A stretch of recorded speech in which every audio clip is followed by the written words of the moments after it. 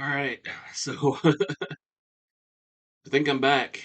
It's been a while. It's been almost 2 months since I've done a show. So if you're still out there, you're still here. Welcome back. Thanks for staying tuned. Um, I know I apologize for my length between shows sometimes, but this was pretty egregious, especially on my part. So without going super deep into it, basically the first few months, or not first, well, it's probably months, but first few weeks, were basically just boiled down to laziness. Well, between laziness and summer outdoor work and the laziness that comes after, um, I was just not in the mood to record. And then about just the time I did feel like recording was when we got the 1-2 punch of the Terry Funk and Bray Wyatt passing. So I definitely didn't want to really do anything wrestling related uh with that, especially so soon. I just wasn't in the mood. And then the CM Punk stuff happened in AEW, so that didn't make things any better. And then I got COVID. I was fortunate these past couple years to not get it. Been fortunate to still be working from home. My job is fully remote now. So I pretty much stay from home, or I stay at home. I live in a rural area where it's pretty easy to avoid people, but it finally caught up to me. I am like fully vaxxed and fully boosted up to this point, so it probably could have been worse. But yeah, it wasn't fun. It wasn't horrible, but it wasn't fun. I actually got it probably over Labor Day weekend sometime, probably just running errands because I really didn't do too much and didn't like go to like a cookout or anything. But that Monday I had off and I was really getting like sneezy and coughing and I'm like, why do I have a cold? Why am I getting a cold? That's like been 90 degrees this whole weekend and like this whole week. So there's no reason why I should be getting a cold. Didn't really dawn on me till late that day that it could be COVID. I did take a test that night or that evening and it was negative, but overnight it just ramped up like immediately and then I took a I immediately like called off work. I'm like I could not stop coughing and anything overnight. Took a test and immediately showed positives. And really, that one day was the worst of it. That Tuesday after Labor Day was the worst of it, where it was like nonstop uh, coughing, sneezing, chills. Uh, wasn't like full blown chills, but or heat. It was either just like it was weird, like, because it was still hot outside, so I was turning the air on, but I was like super sensitive to the air, which, if anyone knows me, I am like a rather warm person, so I prefer being cold like more often than not. So that just threw me off. So it was like weird heat flashes, but I was like fine with the heat. I don't know. It was weird. After that, it was basically just like a week of uh that day was the worst of it. The week after, well, the rest of that week, I worked some, but not much, and it was really just coughing and fatigue. I didn't lose my sense of smell or anything, so that was good. I didn't have like problems breathing. Um, and then like the week after that, I probably could have recorded, but I still had like a lingering cough and just, wasn't up to it. Probably don't want to hear me coughing ever or try to attempt to cut those out. And then even this week, I probably could have even recorded this week, but um as bad as it sounds, I must have slept on my shoulder wrong to the point where like I couldn't lift it above my head for a couple days. So, which kind of sounds weak, but it was my right arm, my dominant arm, my mouse clicking and moving arm. So, uh, that just kind of sucked. Limited mobility. It's pretty much back now. There's like one spot in my arm where if I lift it up too high, I get a pain, but I, I that's no big deal. It's been a lot better than it was. But just to give you an idea of why I've been gone, basically just my body has been falling apart because I'm getting old.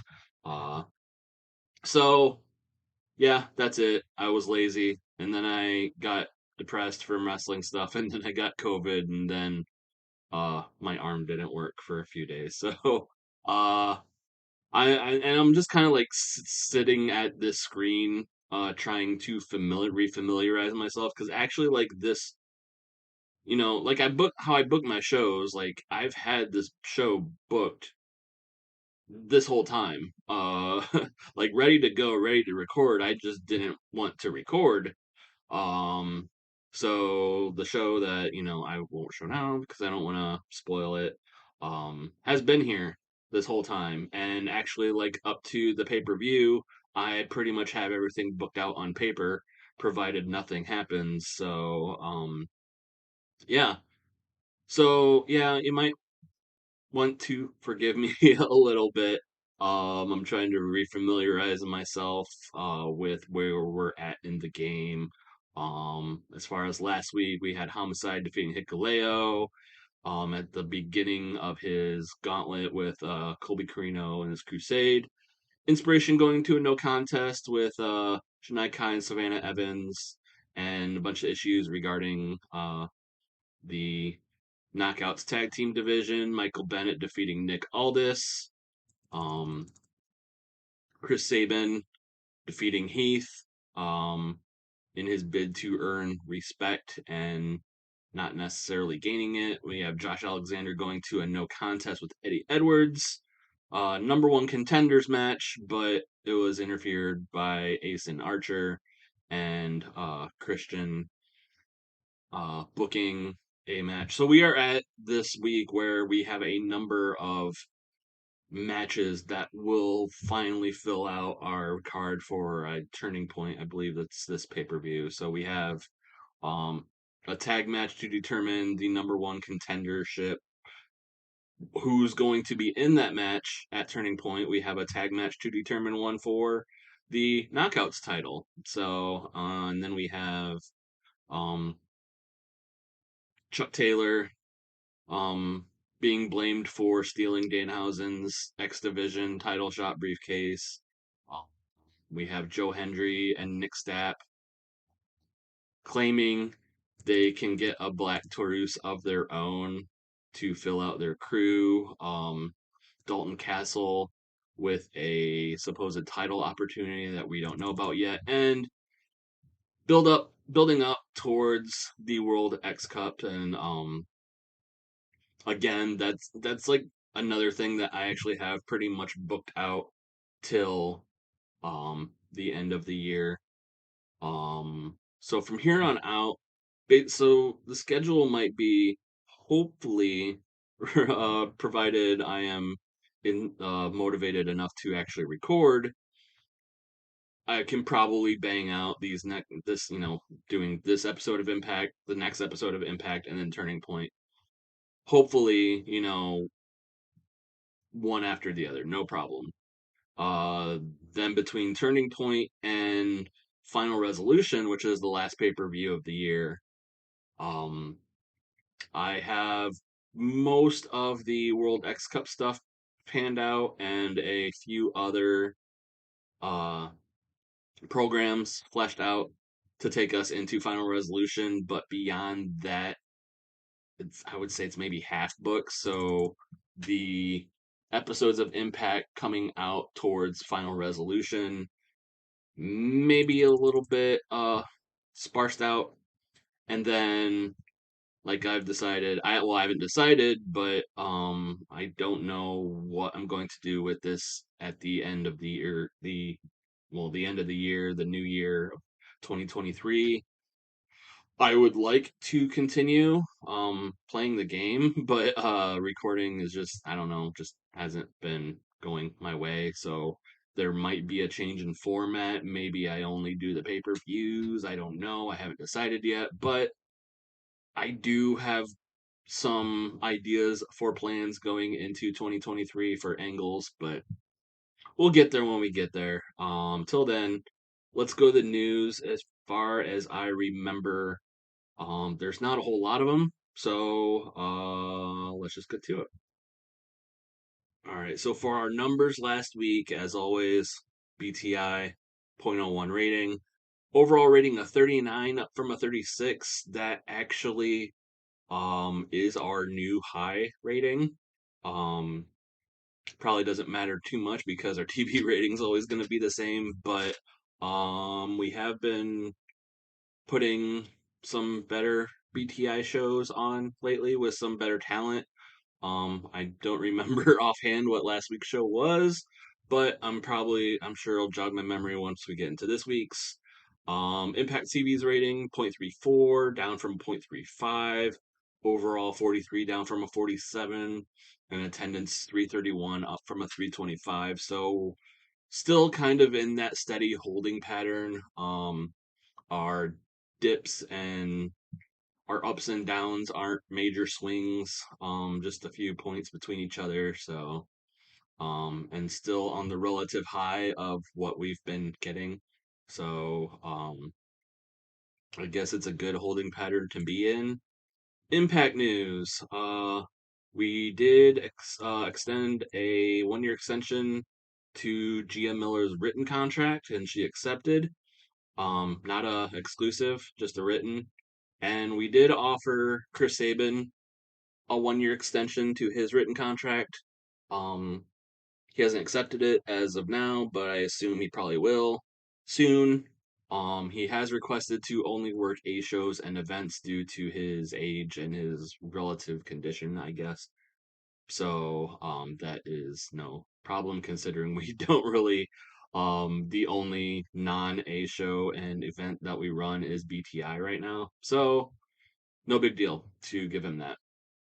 And then referee Brian Stifler requested a pay raise from $60 to $100 per show.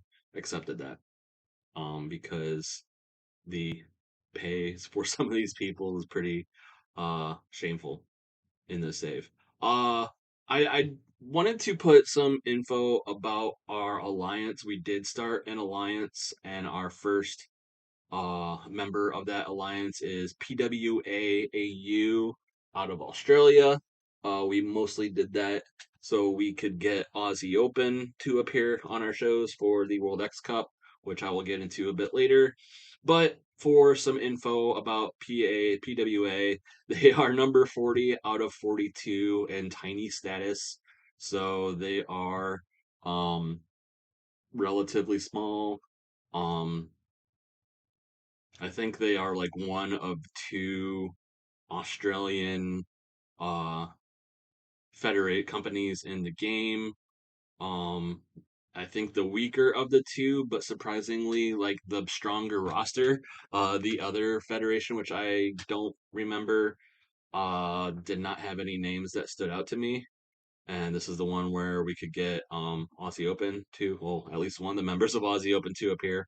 There are some other people that we may toy with bringing in the future. Jack Bonza is the booker. Madison Eagles as the owner. Madison Eagles would definitely be someone we could use for some knockouts matches. Um, Appearance loans are one shots. So what it kind of sucks because we have to do a new, we basically have to give them like a new one appearance contract every time we want to sign them. So, and like I said, we have Aussie Open. So I basically have to remember, hey, if I'm going to use them this week, I have to give them a new contract every single week, which kind of sucks. I don't know if there's a way to change that. Uh, we are only like we're not doing full like talent trades. We're just doing appearance loans. But for Aussie Open, as someone who I at least want to have show up somewhat rarely for like the next month or so, that's really annoying. So, um, we might be toying with a way to work around that or make that better somehow. I don't know how to do that though. WWE news: the Bloodline has disbanded. So, um, if you think that the Bloodline storyline has gone on for way too long, it has wrapped up much earlier. In now it's November 2022, so and they're already done. And Roman Reigns has started a feud with AJ Styles, so I think that's like the top feud in the company right now. But yeah, I don't think it's for any titles though. Um, Roderick Strong called up to the main roster, something that also never happened in real life. Roddy finally making it to out of NXT and onto the main roster. Speaking of NXT, totally awesome of Zoe Stark and Valentina Ferros defeated Gigi Dolan and JC Jane to win the NXT Women Tag Team titles for their second time. Tiffany Stratton suffered a torn tricep. She will be out for 2 months. This news bite almost passed me by because she was under a name I did not recognize. So, uh, and also she is really, I guess, new and on low on the totem pole. So that news just kind of flew under the radar, or almost did. I caught it. Reggie and referee Rod Zapata extended their exclusive written deals. Kaylee Ray agrees to an exclusive written deal with NXT. She is currently on maternity leave. She was one of the few on the WWE roster in general that was not nailed down to an exclusive. Um, Samoa Joe wasn't Samoa Joe wasn't. So that's how we were able to get him. Scott Demore still isn't, and I think there are a few like low level NXT and developmental people who aren't on exclusive. Beyond that, everyone is nailed down to an exclusive. So, and then they finally got Kaylee Ray, and she's on maternity leave. So, good for her. And then Nathan Frazier and Kenny Williams have extended exclusive written deals with NXT UK. Other American news: Tony Schiavone has agreed to exclusive written deal with AEW. Excalibur only gets a handshake deal renewal. Yeah, kind of. But well, at least Excalibur gets to keep his job, but Tony only getting the exclusive written deal out of the two. I don't know. Maybe sour grapes. Who knows? Butcher and the Blade were kicked out of the Hardy family office. So remember the Hardy family office? Way back. That's where we're at now. The Butcher and Blade are free. So who knows what will happen with them? Eddie Kingston has left AIW and AAW for AEW due to his exclusive written deal. So, Eddie Kingston finally getting that exclusive written deal, and now leaving the Indies. Oddly enough, as I record this, Eddie Kingston in real life, uh, leaving the Indies for the time being due to being double champ. So things looking up for Eddie here and in real life. So that's good to see. As far as NWA, Taryn Terrell extended a handshake deal. Tom Latimer suffered a partial RCL tear and will be out for 2 months. And then Allison Kay and Matthew Mims have started dating. So some NWA news, more American news. Most of these I think are just, well, there's only a few of them. Defy increased their broadcast quality to in-house. Uh, Championship Wrestling from Hollywood, risen the small size. Frankie Kazarian appearing on a handshake deal. He's still on a written deal with AEW, so just a side deal for him. And then for GCW, Matthew Justice has given his month's notice.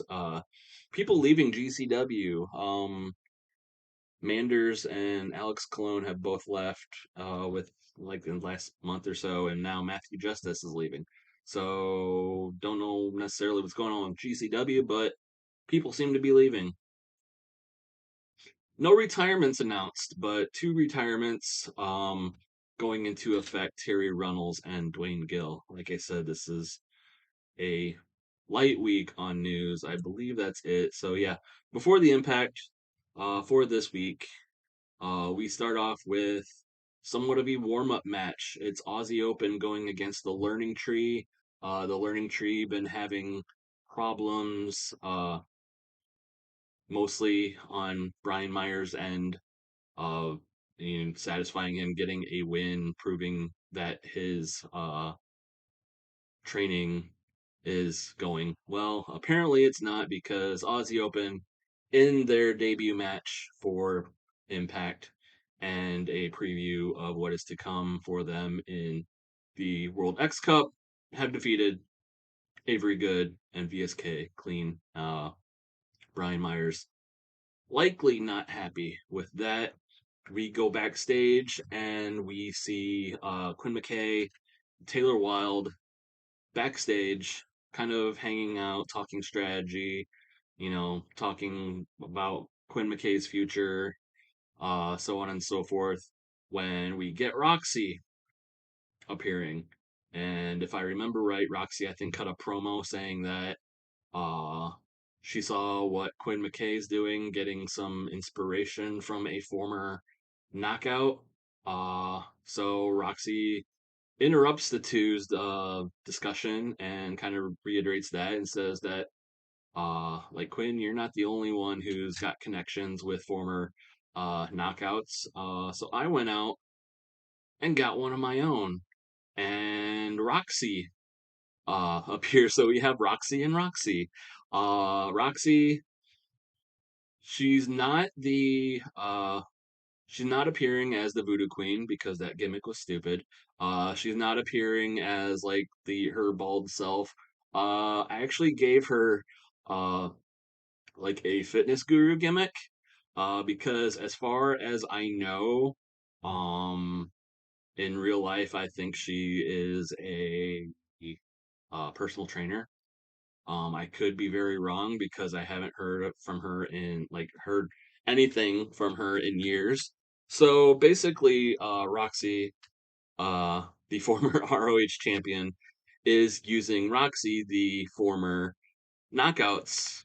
I don't think she was ever champion, but using her to get in better shape, and Roxy is basically doing the whole like blowing the whistle, yelling in her ear, telling Roxy like constantly to do push-ups or sit-ups or whatever, trying to get her in fighting shape. This is saying this out loud is really going to get confusing. I didn't think this through, but Roxy basically wants to be whipped back into Ring of Honor Women's Championship, and she's using Roxy to do so. And Quinn and Taylor are basically like, okay, whatever, good luck. And then they just kind of walk away while Roxy is being yelled at Roxy to do push ups and stuff. So we have another um, retired former knockout and uprising current knockout relationship. Roxy, I originally hired her earlier on in the year for road agent duties. She was not doing good. So we are going to see if she does any better on screen. So we basically redid her contract, moved her from road agent to manager, and we'll see how she does there. Um, and then elsewhere backstage, W. Morrissey is beaten down by Shera, Falaba, and Raj Singh. I believe last week Morrissey defeated Falaba 1-on-1. Um, Crazy Steve, well, Enlightened Steve is not here, well, listed here, but he's probably presiding over the whole thing. But it's a 3-on-1 backstage beatdown. Like I said, Steve is likely not getting his hands dirty, but is uh, wanting Morrissey to join his quote unquote flock. But Morrissey is not obeying. Maybe this will be a trick to get him to think about it, but I really doubt it. But we shall see in the coming weeks. And then, as determined from last week, Team Mexico is doing a three-way to determine the two members that will be permanent members of the team. Whoever suffers the pin will be held back as an alternate, but whoever gets the win and doesn't get pinned um, will make it onto the team along with Laredo Kid and Mascar Dorada. It's Commander pinning Gotita de Plata, so Commander and Asher Lux making Team Mexico for the World X Cup, Gotita de Plata being left behind as the alternate. So, and then to end before the impact, we basically get Zhao Zia, the digital media champion, challenging Max the Impaler um, to a title match at Turning Point, likely the pre-show because it's a digital media title. But she also says no DQ. She basically just yells like she's doing cool martial arts moves, and she calms down and she catches her breath, and she's basically like, Max, you and me, Turning Point for the title, no DQ, and that's it. So that results in a 32 rating. Not great, but pretty average considering the ratings we did get. So let's go to Impact.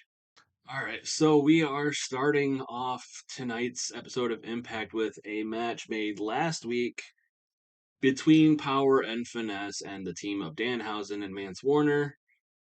Made because Danhausen and Mance Warner were trying to get behind who stole Danhausen's briefcase. They confronted Chucky T last week. Chuck said it wasn't him, but he has an idea that basically pinning the whole thing on uh, either Chris Bay or Will Hobbs or the both of them because Chris Bay has been wanting to be X Division champion. Um, he has, now lost to Swerve 3 times. Will Hobbs has had his chance, so they seem to be the most likely suspects. And Danhausen and Mance Warren, well, mostly Danhausen. Mance still has his suspicions, but Danhausen immediately bursts into action and wants a match with Power and Finesse. It does not work out for them. Power and Finesse get the win when Will Hobbs, well, I wouldn't say submitted Danhausen, but Danhausen basically what happens is during the match, Chucky T comes out with the briefcase. Uh he's kind of hiding it at first, but there's a point where Danhausen sticks his head out through the ropes or over the ropes, and the referee's distracted for whatever reason. Chucky T blasts Danhausen with the briefcase. Danhausen falls back into the arms of Will Hobbs. Will Hobbs power bombs him a couple times or so, gets the 3 count. So Danhausen getting pinned, Power and Finesse getting a win. Mance's suspicions were correct. Chucky T had the briefcase the whole time. Segment rating 45, so good start to the show. I was worried about putting this first. Um, about like before some matches that probably won't get as great ratings, but this is a good start to the show. Gaining heat for our storyline. Chris Bay carried the match. Don't remember Bay's performance as normally being that high, but that's a good thing to see. Uh, but yeah, and then basically after the match, while Danhausen is laid out, Power and Finesse celebrating. Uh, Chucky T grabs the microphone and he's like, "Of course I had this briefcase this whole time. Are you guys morons? Like, I told you. It was like I told you about. I pinned it on Chris Bay.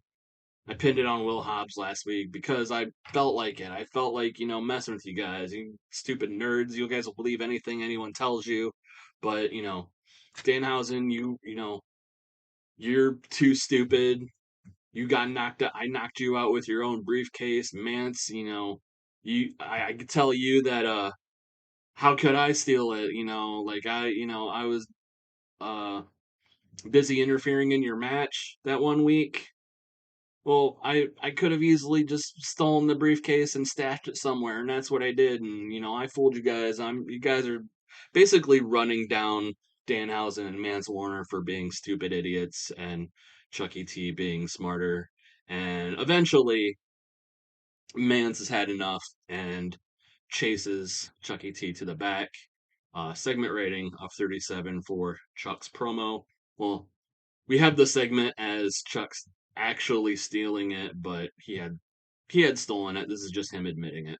So, and then we get a backstage segment, basically, um, team or what we know of right now as Team Australia for the World X Cup. Aussie Open celebrating with their captain Buddy Matthews, celebrating their win that they just got on before the impact. And Buddy's like, "Yeah, that's how we do it. That's how we get things warmed up. We take that momentum, we take it into the World X Cup, and that's how we win. We're gonna take the whole thing."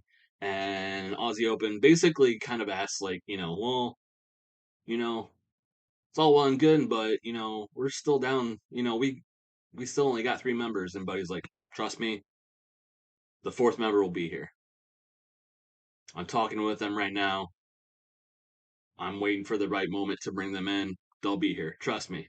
And Aussie Open's pretty satisfied with that, and they're still, hyped up from their debut, getting a win in their debut match. So basically, uh, Team Australia, even though they only have three members right now, still kind of, starting things off on the right foot. Segment rating of 30. We get an interview with Willow Nightingale by Gia Miller. And Gia basically kind of wants to know how Willow's been feeling. Like, we did see a segment last week where we saw Willow backstage and some shadowy figures. So, following her. Any chance you know what that's all about? And Willow's like, I have no idea, but I'm not gonna let that, dampen my spirit. I came here to impact. I came here to win, make a name for myself. I got a match next. I can't let that, whatever that is, get into my mind right now. I gotta keep I gotta keep winning. I gotta, and that's what I'm gonna do. I'm gonna stay positive, and that's it.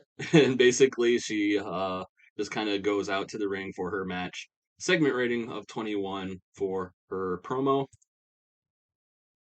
And then we get a segment rating of 30 for the match, which I did not mention on Before the Impact, but her match was with Roxy, her former Positivity teammate, if you will. Willow Nightingale defeating Roxy. This also has Roxy's new manager, Roxy, at ringside. Roxy did good work, which is good to see. There is a penalty. Confusingly, Roxy and Roxy are on different sides of the face heel divide. That is because technically Roxy is a face, and Roxy, I brought her in as a heel. So that is something that will be addressed in coming weeks. So, not to spell it out, but as for right now, the overall relationship has not gotten to a good start. Roxy taking the pin from Willow Nightingale. Willow's whoever, whatever is following her dark cloud, if you will, does not seem to be hiding the sunshine today. Willow staying positive and getting the win. Segment rating of 30.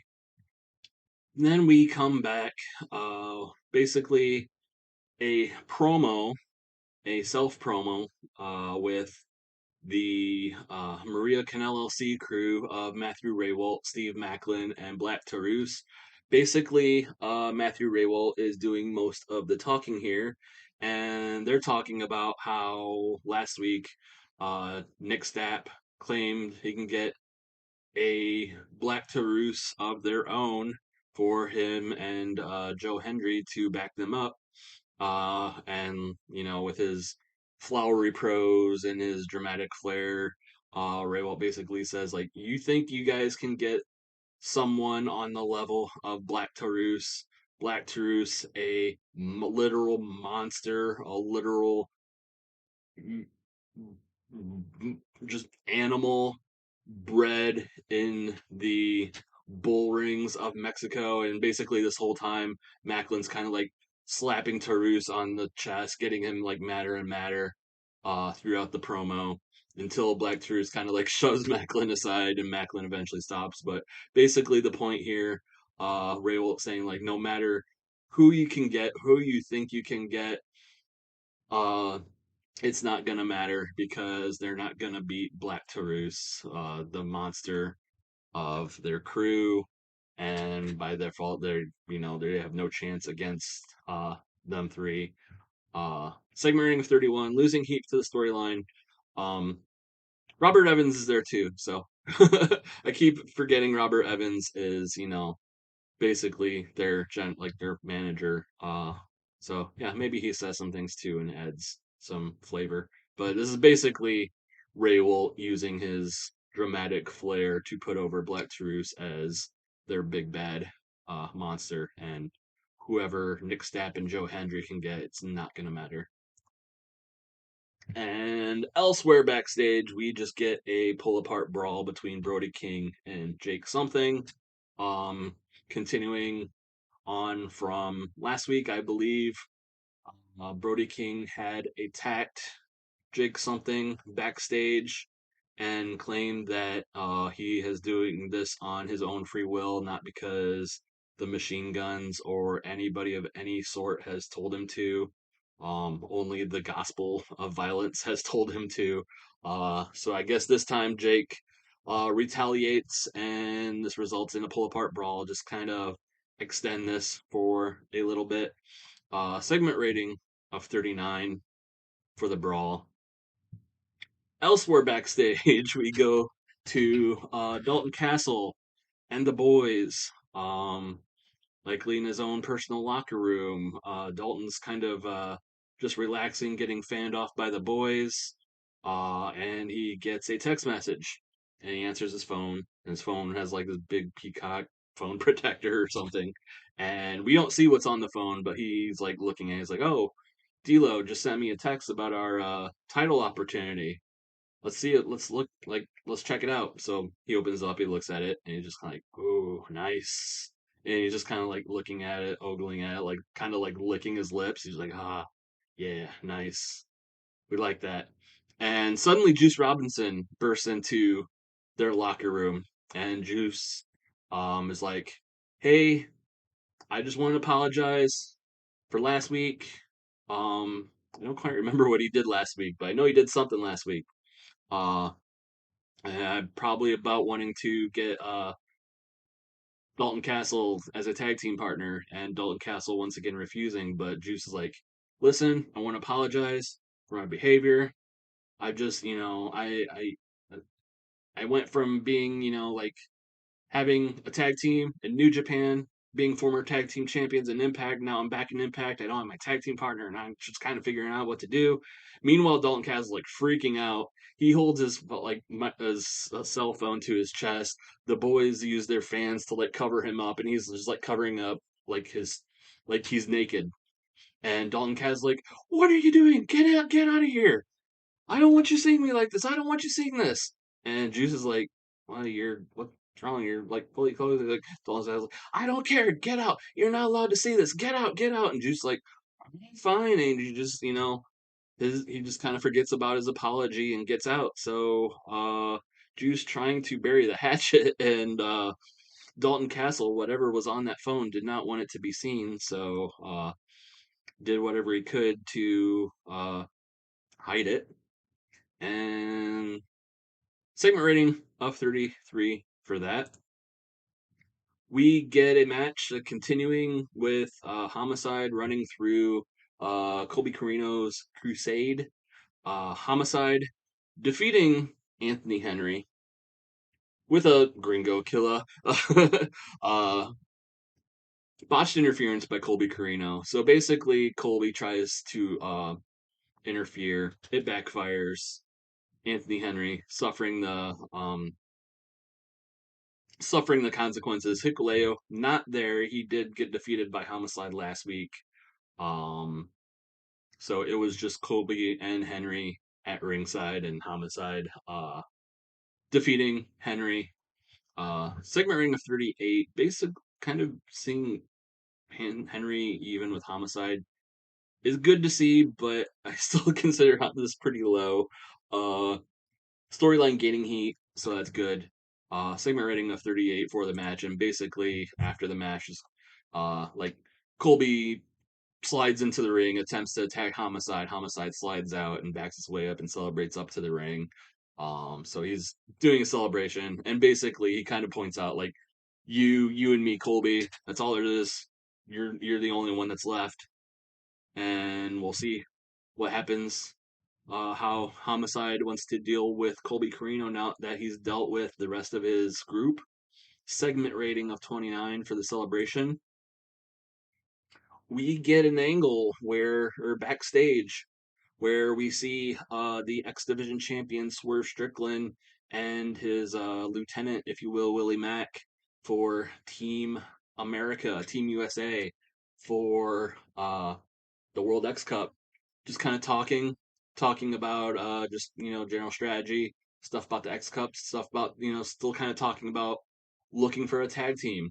When Swerve, they're interrupted by Petey Williams. Petey's just like, Swerve, Willie, hello, how are you? And Swerve's like, what are you trying to do? Just what are you trying to do? What, like, I know we got a title match. I know we're starting the World X Cup this week.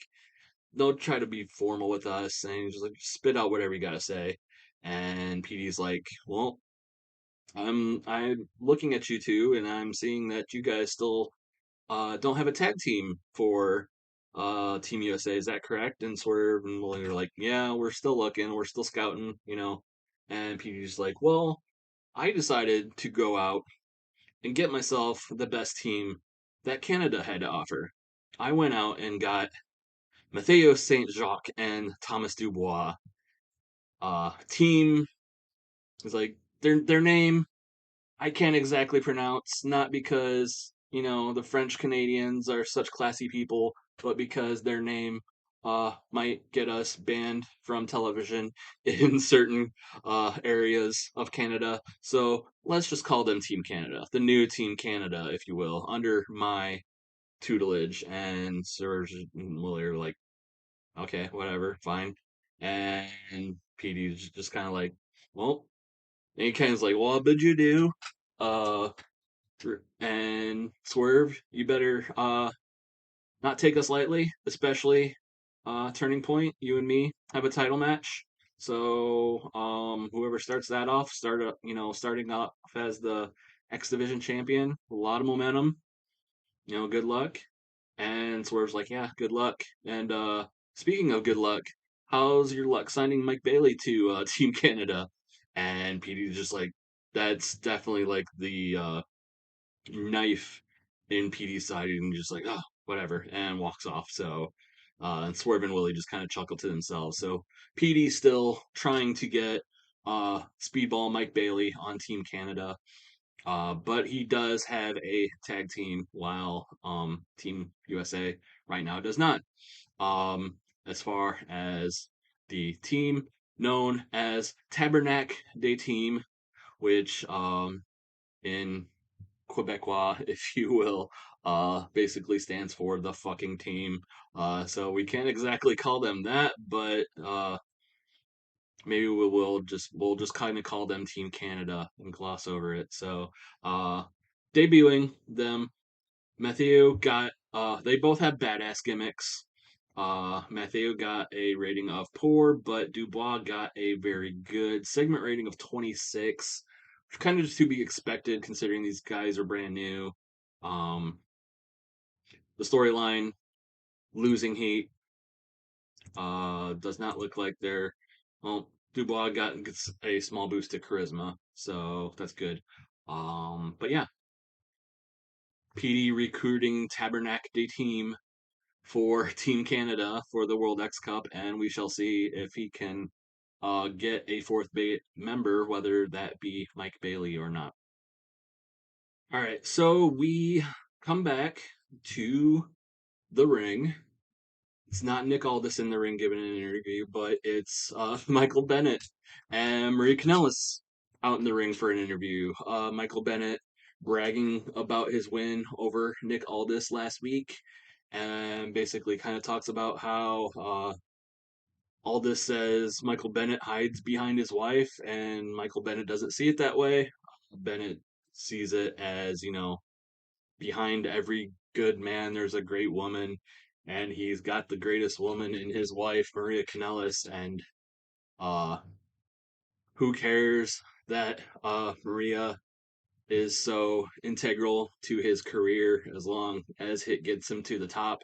Eventually, Maria takes the microphone, and he's just kind of like, or she's just kind of like, well, speaking of wives, Nick Aldis, I haven't really seen your wife anywhere lately. And I know she may be the mother, she may be your wife, she may be the mother of your child, but believe me, I've known her longer than you have, and I've seen sides of her that she tries to keep hidden. Uh, like you people might think I'm such a diva, but you know, I've seen Mickey, this whole legend, like demeanor that she has, she's basically putting on for the fans, and you fans don't know how much she despises you, and she's basically running down Mickey James the whole time.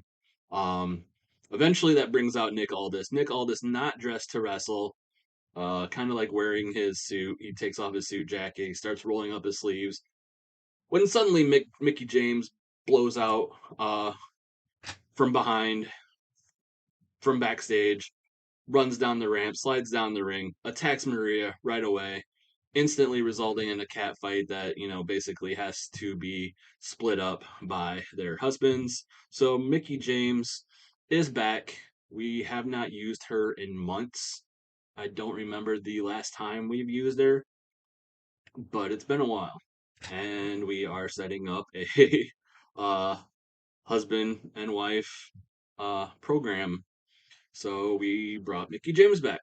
She's been with us this whole time. It's just that we haven't used her, and she's been working NWA in the meantime. But segment rating of 37, losing heat for the storyline, which kind of sucks. But Mickey James is back at the side of Nick Aldis, ready to take on Michael Maria. We'll see what transpires there.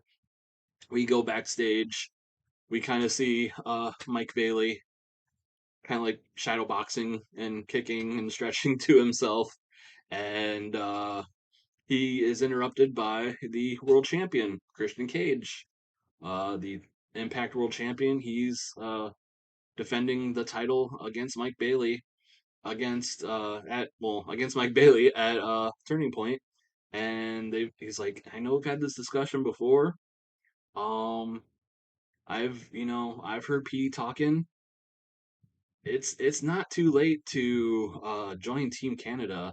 It would definitely be an honor for you to represent our home country and hopefully bring home the World X Cup title or the X Cup with Team Canada. And if that means you have to bail out of our match to prepare, that's fine. We can do this match some other time. We can do this match after you guys win the X Cup. He's basically saying like, listen to Petey. He's a good dude. And Bailey's just having none of this again. He's like, I know what you're trying to do. You're trying to get me off my game. I made my decision. As cool as it would be to represent Canada in the X Cup, that doesn't mean as much as me as facing you in the main event at Turning Point and taking the world title from you. So basically just I think we kind of did this segment a couple weeks ago similarly, but basically Christian trying to get into Mike Bailey's head, trying to get him to uh you know trying to clutter his mind, if you will, before he was doing it with his friendship with Josh Alexander, now kind of using the World X Cup um, against him. So, but it's not working. Bailey is focused, laser focused on facing Christian Cage at Turning Point for the world title. Segment rating of 43. We get a music. I think that I just did this to space out time. I needed time, but basically we get a video hyping our tag team match of Knockouts champion Rosemary and Bianca Blair versus Mercedes Martinez and Tasha Steelz, made last week by Gail Kim.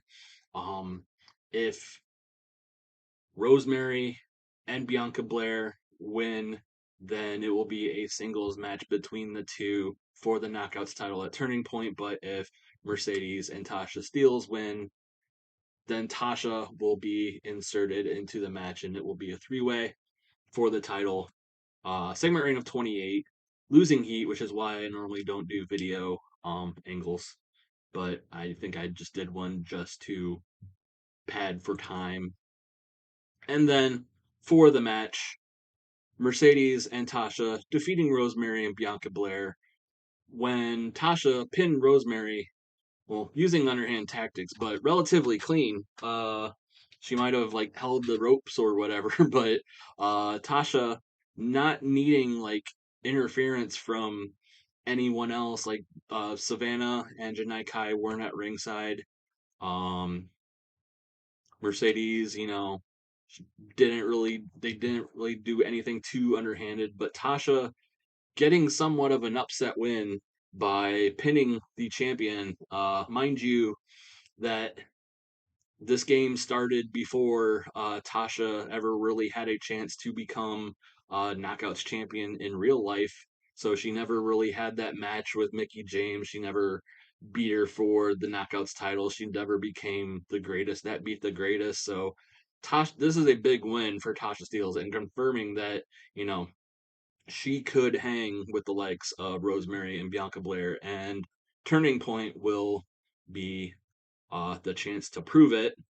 Unfortunately, she was also offered game and had the lowest ring performance in the match. But Bianca 44, Mercedes with 43, Rosemary with 36, Tasha with the 27. Storyline gaining heat. Also a reminder, um, Jordan Grace was this is all kind of due to Jordan Grace getting injured a few weeks ago in a match. And Mercedes and Tasha kind of taking credit for it. So Tasha getting what she wants, a title shot. It's now a three-way: Tasha versus Rosemary versus Bianca. We'll see what happens at Turning Point. And basically a celebration after the match. Tasha celebrating that she pinned the Knockouts champion, and she could easily do that at Turning Point and this time become the Knockouts champion. So the winners celebrating their win. Segment rating of 43 for that. We come back. Uh, we are backstage. Gail Kim is walking.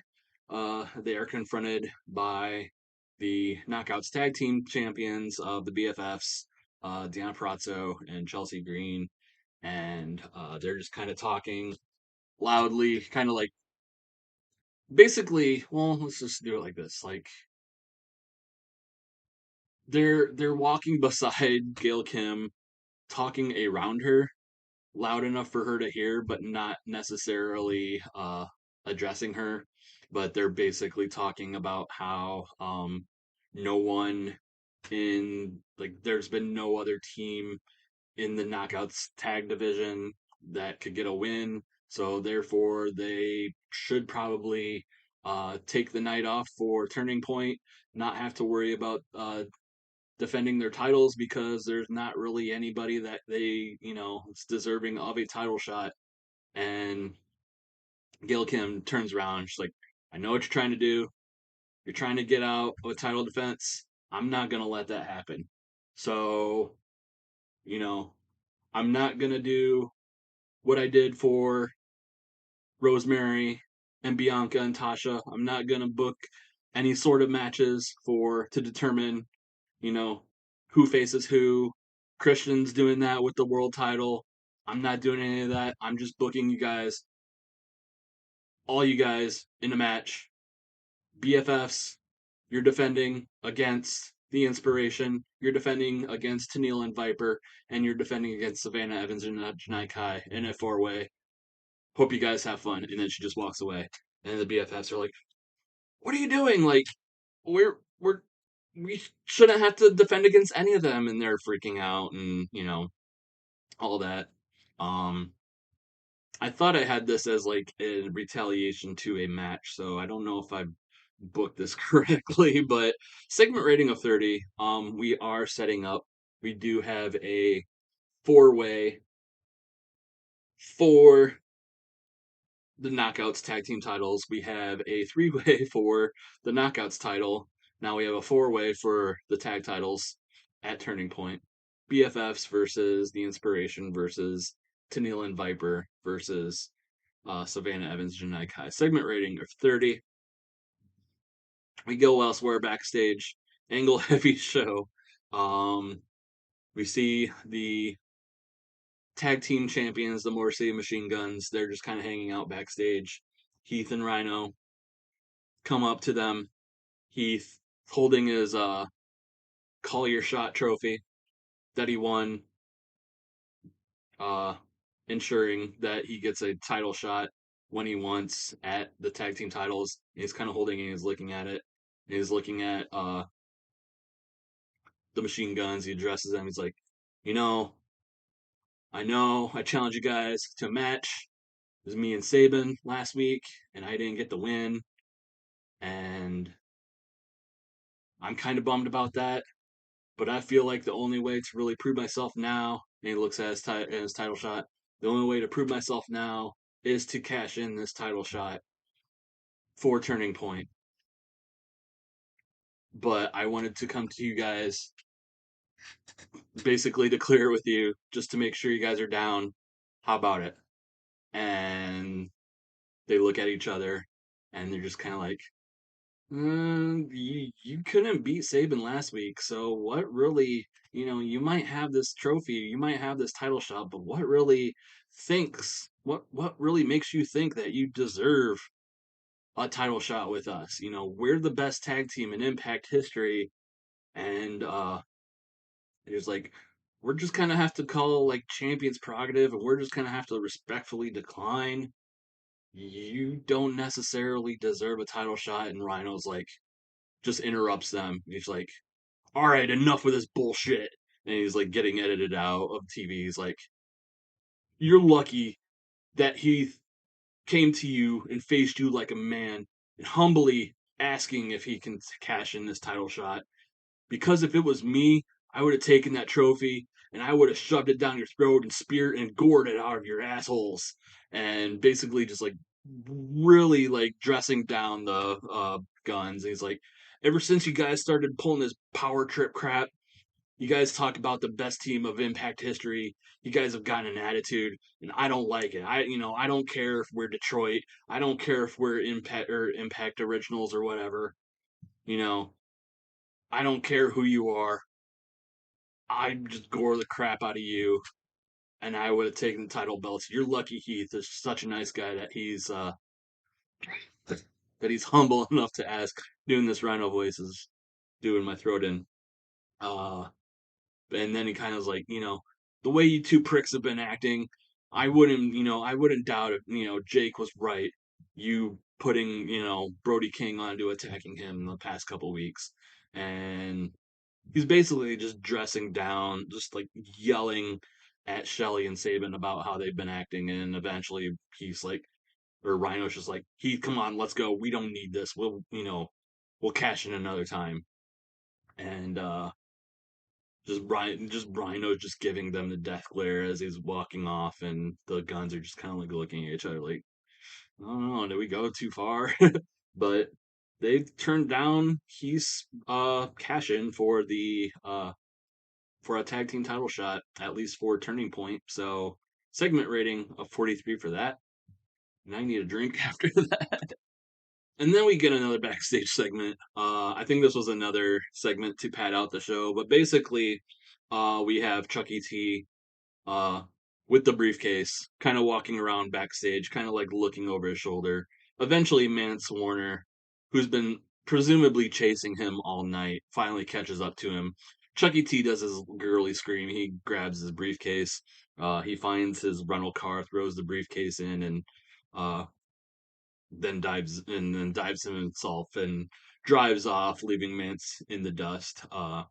So Chucky T narrowly escaping a beatdown from Mance Warner after revealing that he's had the briefcase this whole time. So segment rating of 45 for that. And then we get another video similar to the tag match for the knockout, to determine the knockouts uh, title match. This one determining the number one contender for who gets a shot at final resolution at the world title because Christian Cage will be defending against Mike Bailey. Uh, in this match, if Josh Alexander and Eddie Edwards win, their match will be a singles match to determine who gets a title shot at final resolution. But if Ace and Archer win, Ace Austin and Lance Archer, they are inserted, and it will be a four-way to determine who for who gets becomes the number one contender. Again, losing heat for the storyline because it was a video, and that happens. I guess 32. We go to the main event.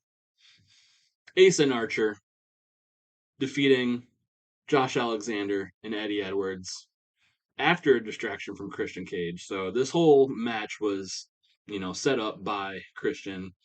Um, but yeah, basically, Alexander and Edwards not as much of a unit as Archer and Ace, which is good because Ace Austin and Lance Archer they had teamed before and had showed excellent chemistry. So I am them basically keeping them together from here on out as a unit because they seem to be a good team. Uh, Meanwhile, Josh Alexander and Eddie Edwards kind of having a respectful disagreement the past couple weeks as to who should be next in line for a title shot. Josh winning the title shot because he lost to Christian Cage. Eddie Edwards thinking Josh should step aside and let people like Eddie, get another shot. But then Ace and Lance making their case to Christian. Christian making this match. Ace and Archer winning the match uh, with distraction from Christian. Basically, we have Eddie trying to make the hot tag for Josh. Then Archer boots Josh off the apron, making sure Eddie can't get the win or the tag, and he gets laid out with a Texas tornado. Um, Meanwhile, like Christian's like distracting the ref or something. So now the number one contender match at Turning Point is now a four-way. Ace Austin versus Lance Archer versus Josh Alexander versus Eddie Edwards. Segment rating of 43. We have Josh with a performance of 53, Eddie and Lance with 46, Ace with a 41. And like I said, Ace and Archer showing excellent chemistry as a team. Eddie off his game. And then basically we end the show with Austin and Archer celebrating, but then Christian Cage comes into the ring and they basically tell them to get Eddie up after they've pinned him. They hold Eddie up. Christian's basically like holding the Impact title up to him. Probably threatens to hit him with it, but then Josh Alexander and Mike Bailey run back out for the save. Josh was knocked off the ring and was at ringside. Bailey coming out from the back to even the odds. So we have basically, uh, they run out. Heels bail. Heels bail up the ramp to end the show. Josh and Bailey kind of helping Eddie to his feet, and Eddie, kind of not very proud of accepting it, kind of wanting to do it on his own. But the faces, despite losing the match, standing triumphant in the ring, but the heels backing their way up, more cocky and triumphant in their celebration because they actually got what they wanted. Ace Austin and Lance Archer inserted into the number one title or number one contenders match. Christian Cage kind of hopefully ensuring that, Josh doesn't get another shot, or Eddie for that matter. But a segment rating of 44 to finish the show. Overall 43. Show increased popularity in 41 regions. No drop in popularity anywhere, so that's good. But yeah, we have till one more show till Turning Point. We have some matches finalized. We have our Knockouts title. We have our Knockouts tag titles. We have our world title. We have our number one contender, four-way. We have the beginnings of the World X Cup. We have issues between husbands and wives and homicide with Colby Carino and Chick Taylor having Danhausen's briefcase. So yeah, still one more week to finalize what will be happening at Turning Point. Thanks for hanging in there. My throat's still kind of scratchy from doing that Rhino voice. It's not something I'll probably do ever again. But thanks for rejoining me after such a long time away.